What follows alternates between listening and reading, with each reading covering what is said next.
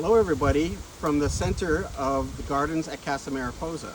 I wanted to take you to this little area of our garden which we have recently renovated, and I'm going to show you something that we just completed today. But first I wanted to point out a few plants that are in this location. First of all, over here is our golden bamboo. This is a clumping bamboo. It will not spread. It'll only stay in a clump, but they get very tall and they have a very, very beautiful, they call it a culm, but it's the stalk. And we just love this bamboo. We have two other kinds of bamboos in the garden, but I'm only going to point this one out right now. We also have in this area a croton, which has been growing like crazy. It's doing really well. It really likes this area. We have a fruit tree in the back, which is called a jaboticaba. It's from Brazil, and it produces fruits that grow along the trunk. They call that coliferous.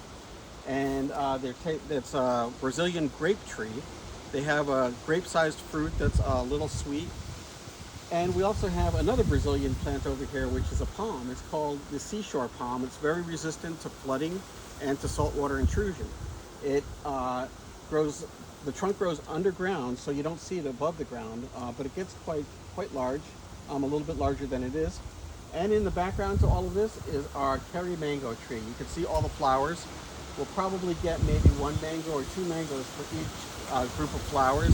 That's what those little golden kinds of stalks are. And if you were here right now, you would smell the particular smell that mangoes produce when they flower, which is sort of a silage smell.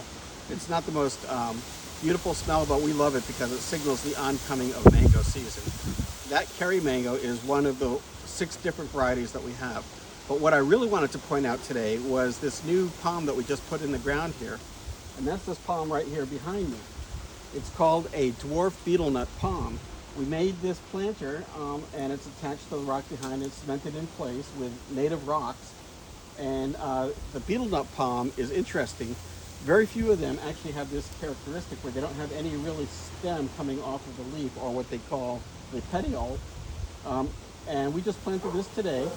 It's going to get bigger, and it's very, very unusual, and it's one of our favorites. But the betelnut palm, the other variety, which is not the dwarf variety, produces a fruit that people in certain cultures eat, and it provides a hallucinogenic reaction. And they'll turn their mouth red. So in some of these cultures in South America, they will have red mouths. So I wanted to point out this plant. It's sort of one of our prized palms in the garden, and we absolutely love it. And thanks for watching.